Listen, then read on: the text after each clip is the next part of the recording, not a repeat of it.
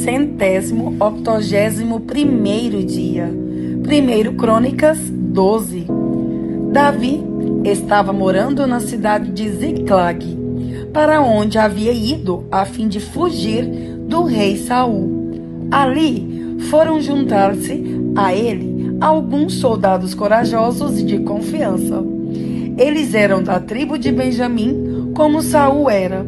Atiraram flechas com o arco e pedras com fundas, tanto com a mão direita como com a mão esquerda.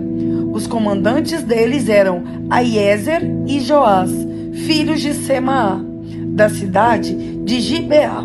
Os soldados eram estes: Gesiel e Pelete, filhos de Asmavete, Beraca e Jeú, que era da cidade de Anatote, Ismaías, da cidade de Gibeão, soldado famoso e um dos líderes do grupo chamado Os 30, Jeremias, Jaaziel, Joanã e Josabade, que era da cidade de Gedera, Elusai, Jerimote, Bealias, Semarias e Cefatias, que era da cidade de Arife, Eucana, Isias, Azarel, Joézer e Jazobeão, que eram do grupo de famílias de Corá.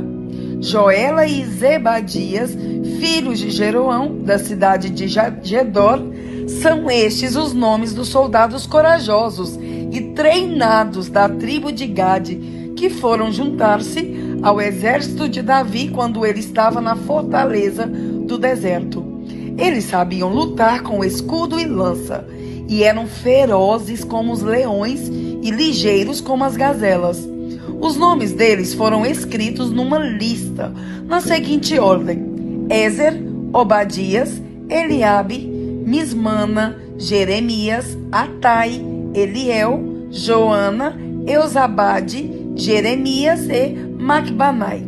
Alguns desses homens da tribo de Gade comandavam 1000 homens e outros 100. Certa vez, no primeiro mês do ano, quando o Jordão alaga as suas margens, eles atravessaram o rio e puseram em fuga o povo que morava nos vales, tanto no lado leste como no lado oeste do rio. Também um grupo de homens das tribos de Benjamim e Judá foi até a fortaleza onde Davi estava. Davi saiu para encontrar-se com eles e disse: se vocês vieram como amigos para de me ajudar, aceito de todo o coração que façam parte do meu grupo. Mas se vieram para me trair e me entregar aos meus inimigos, embora eu não tenha cometido nenhum crime, o Deus dos nossos antepassados ficará sabendo e castigará vocês. Então, o Espírito de Deus tomou conta de Amazai, que depois veio a ser o comandante dos 30, e ele gritou: Davi, filho de Jessé, nós somos seus. Tudo de bom para você e para aqueles que o ajudam. Deus está do seu lado. Então, Davi os recebeu e os colocou como oficiais do seu exército. Alguns soldados da tribo de Manassés passaram para o lado de Davi, quando ele havia saído, junto com os filisteus, para lutar contra o rei Saul. Na verdade, ele não ajudou os filisteus. Os seus governadores mandaram que Davi voltasse para Ziclag, porque ficaram com medo que ele os entregasse ao seu antigo chefe, o rei Saul. São estes os soldados da tribo de Manassés, que passaram para o lado de Davi quando ele estava voltando para lá: Adna, Josabade, Gediael, Micael, Josabade, Eliú e Ziletai. Em Manassés, todos eles haviam sido comandantes de grupos de 1000 homens. Eles serviram Davi como oficiais das suas tropas, porque eram soldados capazes.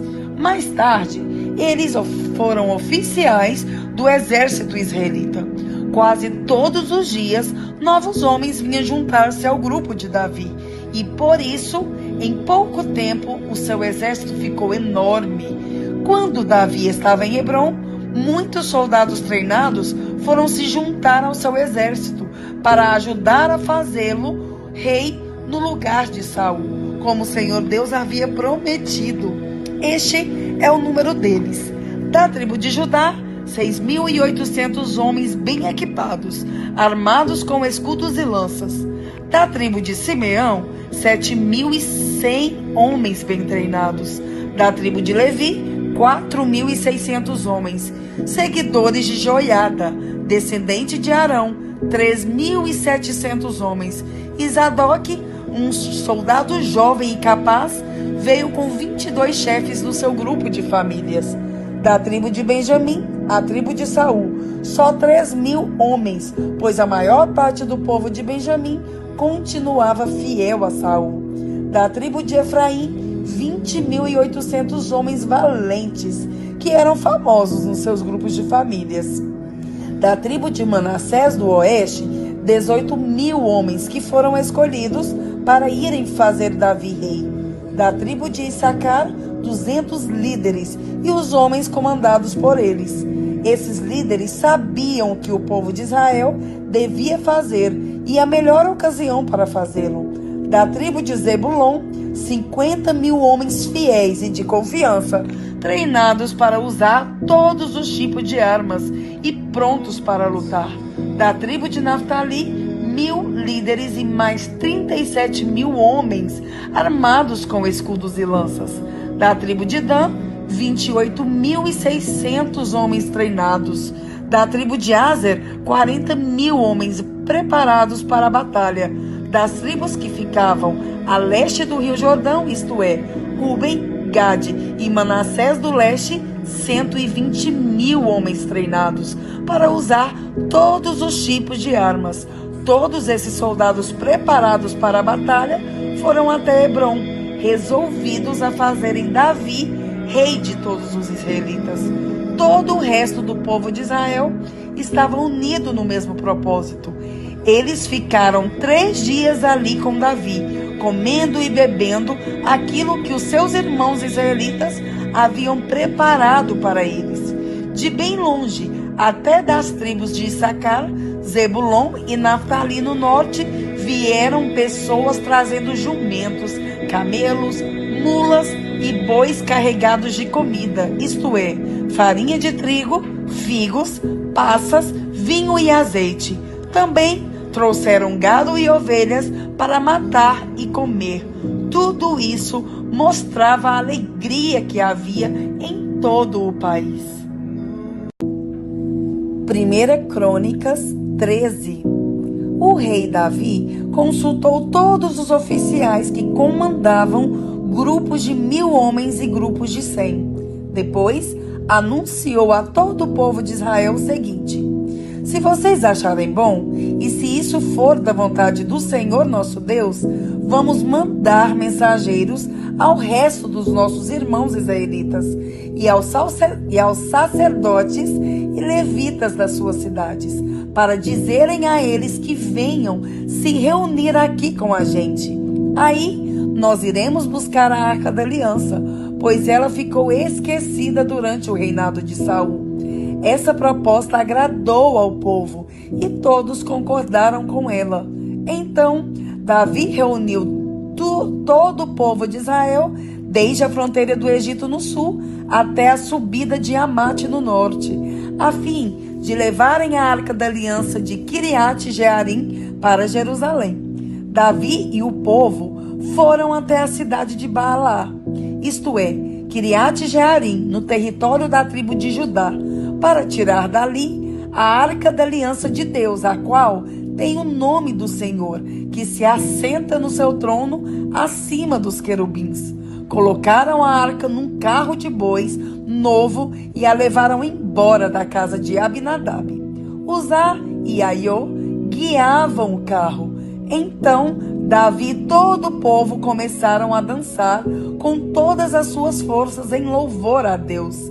Eles cantavam e tocavam instrumentos musicais, isto é, harpas, liras, tambores, pratos e trombetas.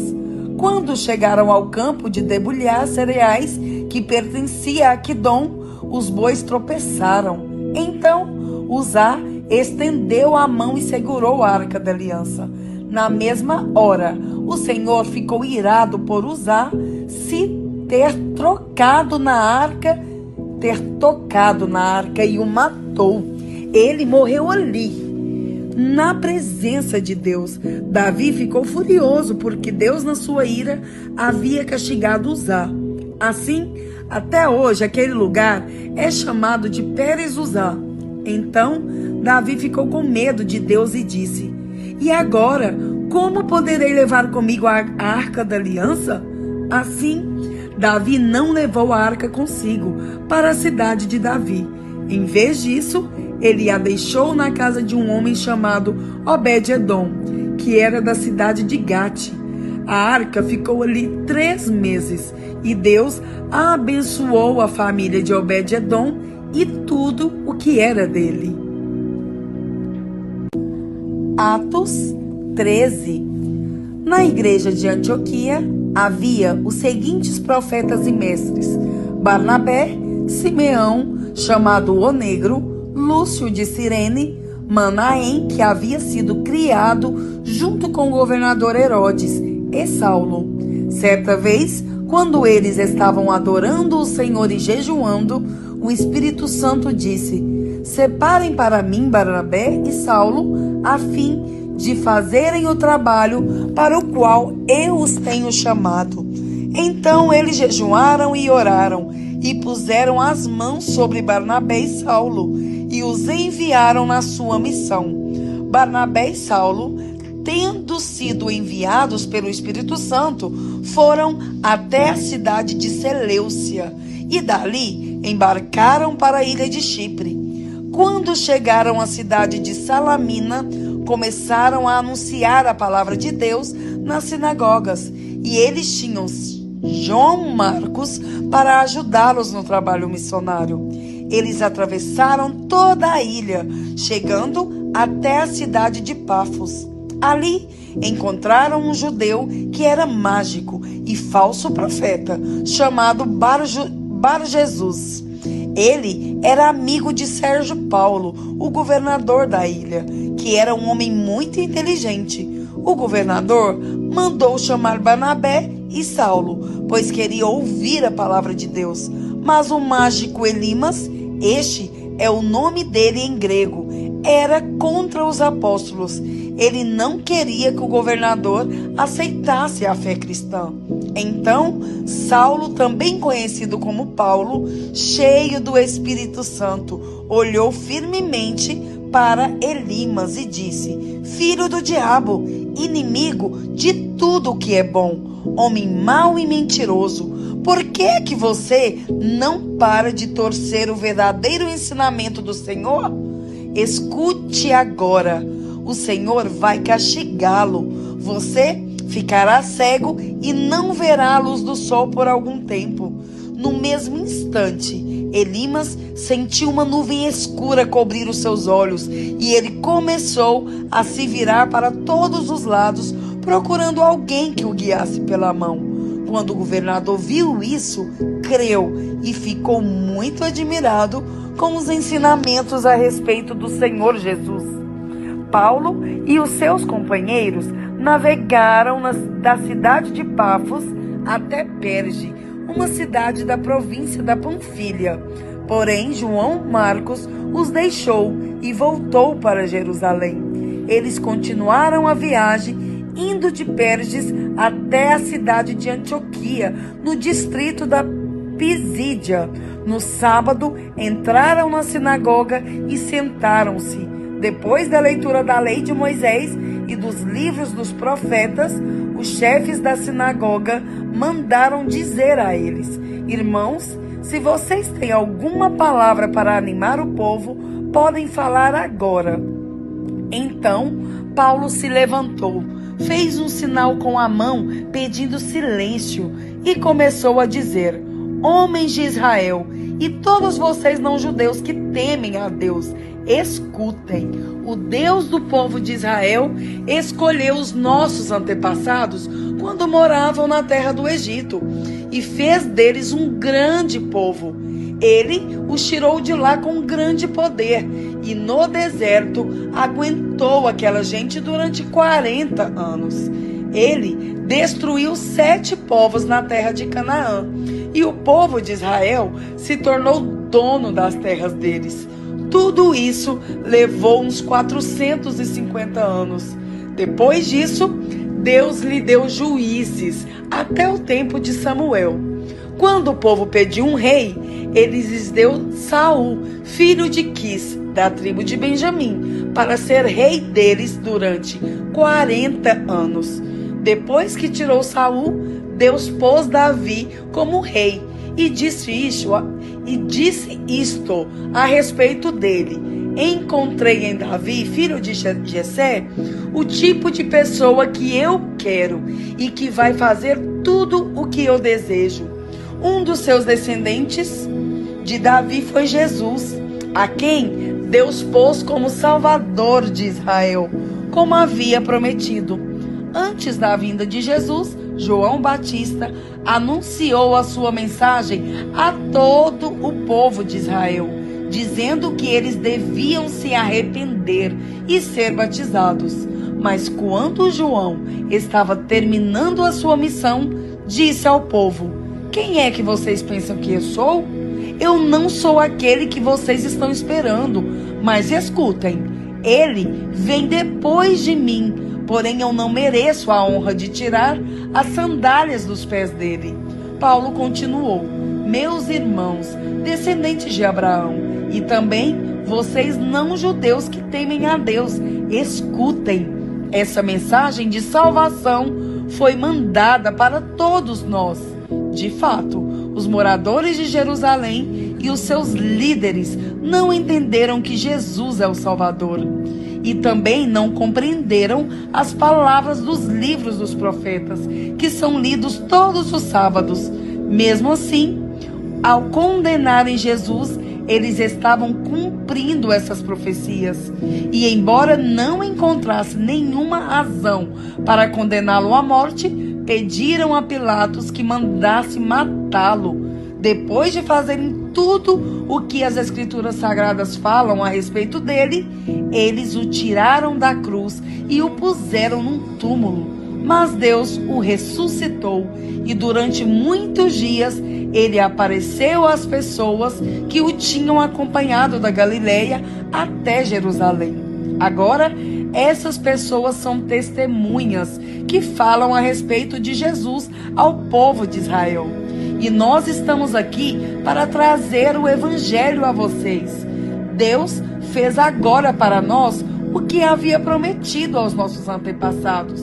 Ele ressuscitou Jesus, como está escrito no Salmo número 2. Você é o meu filho, hoje eu me tornei o seu pai. E foi isso que Deus disse a respeito da ressurreição de Jesus, afirmando que ele nunca seria destruído pela morte. Eu vou dar a vocês as bênçãos sagradas e certas que prometi a Davi. E em outra parte das Escrituras, lemos também: tu não deixarás que o teu dedicado servo apodreça na sepultura. E Paulo disse ainda: na verdade, Davi, no seu tempo, cumpriu os planos de Deus. Depois morreu, foi sepultado ao lado dos seus antepassados e apodreceu na sepultura. Mas isso não aconteceu com aquele que Deus ressuscitou. Meus irmãos, todos vocês precisam saber com certeza que é por meio de Jesus que a mensagem do perdão de pecados é anunciada a vocês. Precisam saber também que quem crê é libertado de todos os pecados dos quais a lei de Moisés não pode livrar. Portanto, tenham cuidado para que não aconteça o que os profetas disseram. Prestem atenção. Vocês que zombam de Deus, fiquem espantados e morram, pois o que vou fazer agora é uma coisa em que vocês não acreditariam, mesmo que alguém explicasse. Quando Paulo e Barnabé estavam saindo da reunião, as pessoas pediram com insistência que eles voltassem no sábado seguinte, a fim de falarem sobre o mesmo assunto. Depois da reunião, muitos judeus e outras pessoas convertidas ao judaísmo acompanharam Paulo e Barnabé, que falavam com eles e animavam todos para que continuassem firmes na graça de Deus. No sábado seguinte, quase todos os moradores da cidade foram ouvir a palavra do Senhor.